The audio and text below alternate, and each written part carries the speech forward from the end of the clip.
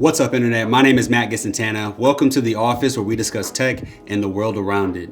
I have been using the Pixel 4a for the last several months, and I've been somewhat quiet about it. You may have heard me mention it here and there, but I finally want to give you guys a review on it because honestly, I've been using it to run my YouTube channel.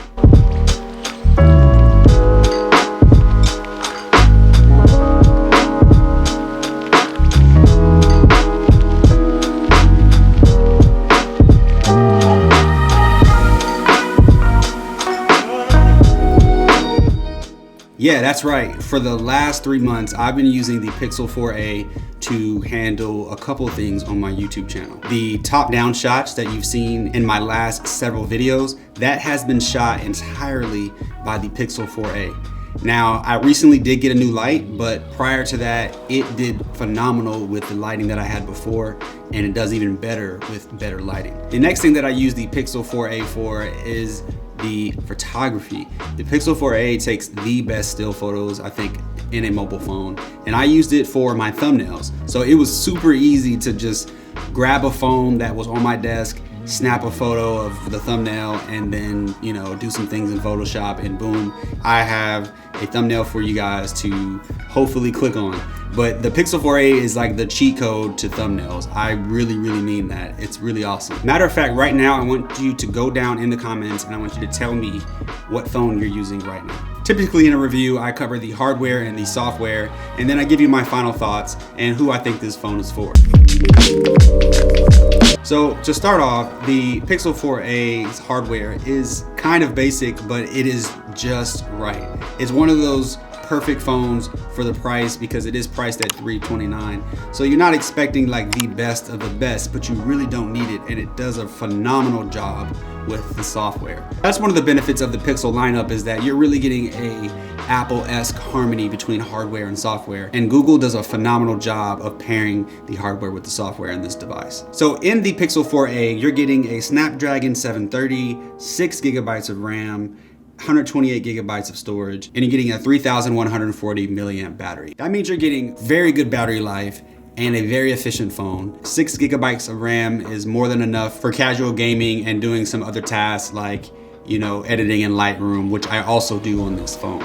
So it's a great device for, doing a little bit of creative work if you need it, and it's also a phenomenal photography device. So on the back, you're getting a 12 megapixel camera that's capable of shooting 4K 30 frames per second. You can also do 1080p, 30, 60, and 120 frames per second.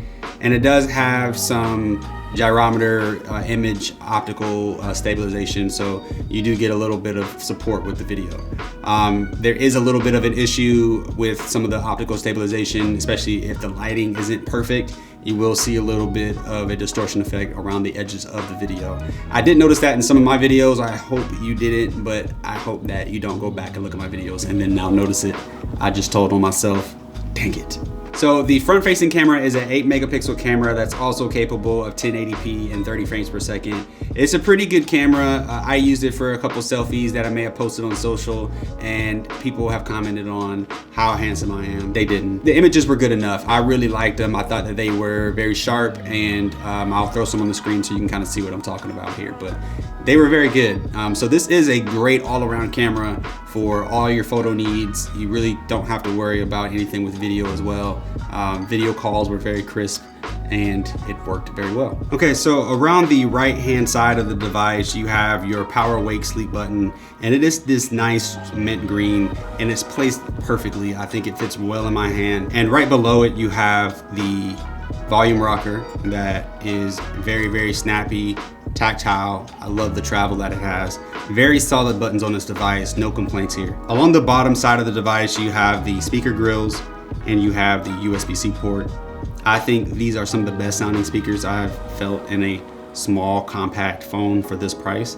They're nowhere near as great as the iPhone 12 Pro Max, but they're very good speakers. Along the left-hand side, there is nothing but the SIM tray. You have a nice little ejector there, and it's very flush with the phone. Along the back, you have your fingerprint reader, which is my preferred place for fingerprint readers. I think this is a very nice position. Across the top, we still have the trusty 3.5mm headphone jack, and you have a microphone. So the screen of the Pixel 4a is actually pretty impressive. So Google did not skimp out on the screen. This is an OLED screen capable of HDR, 5.81 inches, and you are getting a 1080 by 2340 resolution. So it's a pretty compact screen. It is pretty durable. You get Corning Gorilla Glass 2, but you're not getting a lesser screen in this device just because of the price. They did a very good job of giving a quality screen.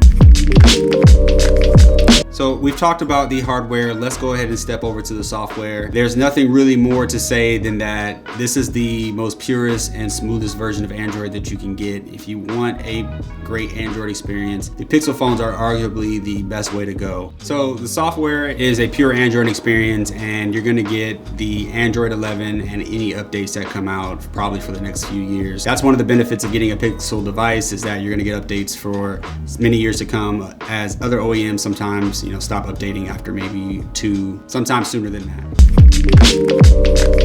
I'm able to fit this phone into my workflow as a content creator in ways that I am confident that if somebody were to get this phone and they were to try to be a content creator with only this phone, you can do it.